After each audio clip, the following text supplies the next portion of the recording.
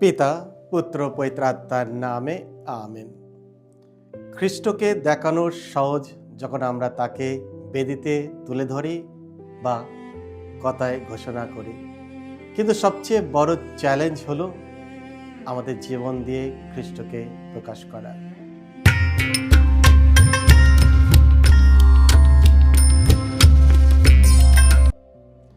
কিছু তো আমার পরম প্রিয়জনেরা, আজ 3রা জানুয়ারি 2026 শনিবার, আর আজকে ডেলি মান্না ঈশ্বরের বাণী প্রতিদিন নেওয়া হয়েছে যোহন রচিত মঙ্গল সমাচার থেকে 1 অধ্যায় 29 থেকে 34 পদ।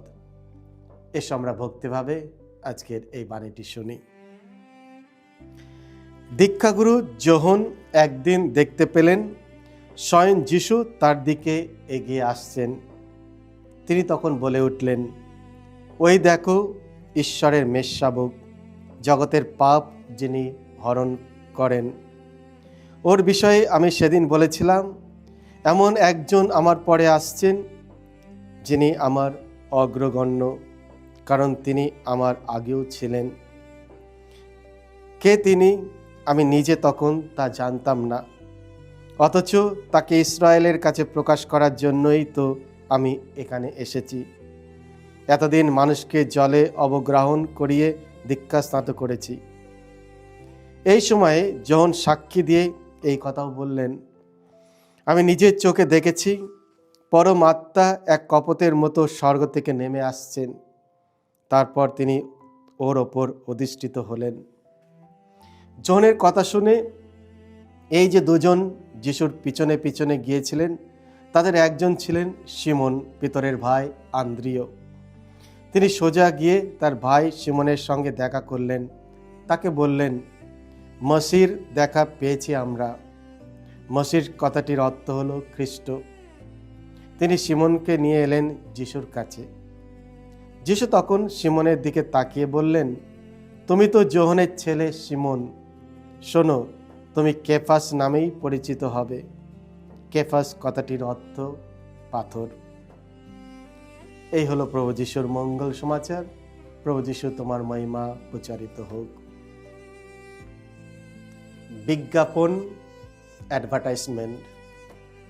কিছু তোমার পরম প্রিয়জনেরা, আজকের পৃথিবীতে বিজ্ঞাপন এক অত্যন্ত গুরুত্বপূর্ণ ভূমিকা পালন করে।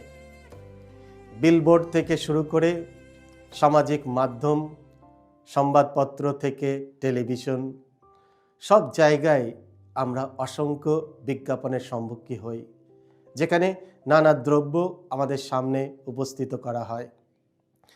আজকের সুসমাচারে আমরা দেখি দীক্ষাগুরু যোহন এক অন্যান্য ও শ্রেষ্ঠ বিজ্ঞাপন দেন।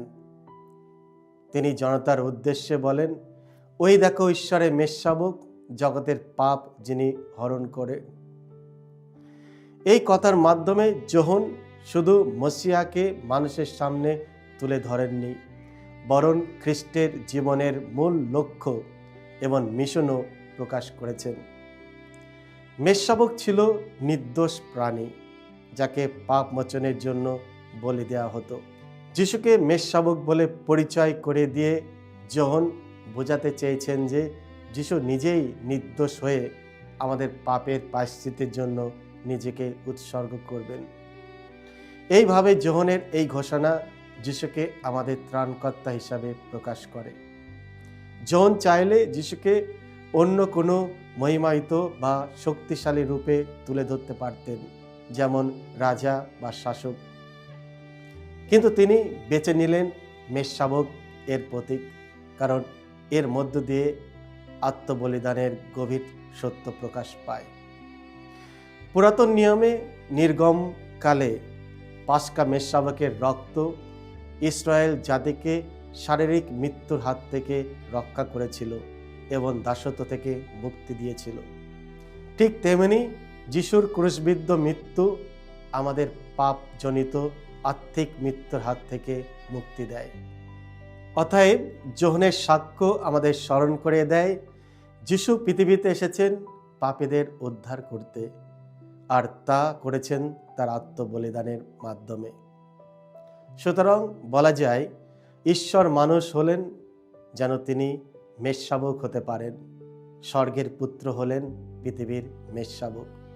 আমরা সবাই জন্মাই বাঁচবার জন্য, কিন্তু খ্রিস্ট জন্মেছিলেন মৃত্যুবরণ করার জন্য। সত্য, একদিন আমাদের সবাইকে মরতে হবে, কিন্তু তার আগে আমাদের প্রতিদিন পাপের জন্য মরতে হবে। এটাই ছিল খ্রিস্টের জন্ম ও মৃত্যুর উদ্দেশ্য। যোহন তার সময়ে মানুষের সামনে যিশুকে এই বলে নির্দেশ করেছিলেন, ওই দেখো ঈশ্বরের মেষশাবক। খ্রিস্টে আমার পরম প্রিয়জনেরা, আজও পবিত্র ইউক্যারিস্টে যাজক সেই একই কথা উচ্চারণ করেন যখন তিনি মানুষের সামনে সেই খ্রিস্টপ্রসাদ তুলে ধরেন আর বলেন, এই দেখো ঈশ্বরের মেষশাবক। খ্রিস্টকে দেখানো সহজ যখন আমরা তাকে বেদিতে তুলে ধরি বা কথায় ঘোষণা করি, কিন্তু সবচেয়ে বড় চ্যালেঞ্জ হলো আমাদের জীবন দিয়ে খ্রিস্টকে প্রকাশ করা। আমাদের জীবন যেন খ্রিস্টের জীবন্ত সাক্ষ্য হয়ে ওঠে। মানুষ যখন আমাদের দিকে তাকাবে, যেন তারা আমাদের মধ্যে খ্রিস্টের প্রতিচ্ছবি দেখতে পায়। তাহলে আমরা প্রকৃত অর্থে খ্রিস্টের অনুসারী হতে পারব। খ্রিস্ট আমার পরম প্রিয়জনেরা, আজও যিশু আমাদের পাশ দিয়ে হেঁটে যাচ্ছেন এবং জিজ্ঞাসা করছেন, তুমি কি খুঁজছো? তোমরা কাকে চাও? আমরা যেন সত্যের সঙ্গে উত্তর দিতে পারি, তার অনুসরণ করার সাহস পাই এবং তার সঙ্গে থাকার অনুগ্রহ লাভ করি। আর প্রথম শিষ্যদের মতো যিশুর সঙ্গে আমাদের সাক্ষাৎ যেন আমাদের অন্যদের তার কাছে নিয়ে যেতে প্রেরণা দেয়। তিনি সেই ঈশ্বরের মেষশাবক, যিনি জগতের পাপ দূর করার জন্য এসেছিলেন। তিনি আজও আমাদের মধ্যে উপস্থিত আছেন। আজও সেই মেষশাবকের মতো তিনি সেই একই বলি উৎসর্গ তিনি আমাদের জন্য করেন। এসো আমরা সেই প্রভু যিশুকে ভালোবাসি, তাকে অনুসরণ করার চেষ্টা করি, তাকে জানার চেষ্টা করি। আর আমরা যখন তাকে জানব, সেই দুজন শিষ্যর মতো আমরাও প্রভুর কাছে গিয়ে থাকতে সক্ষম হব। তাকে ছেড়ে আমরা কোনোদিন অন্য জায়গায় যাব না। এসো আমরা প্রভুর কাছে যাই এবং তার বিশ্বাসে হয়ে উঠি এবং তাকে আমাদের মেষশাবক হিসাবে গ্রহণ করি। সকলকে জয় যিশু। ঈশ্বর আপনাদের সকলকে আশীর্বাদ করুন।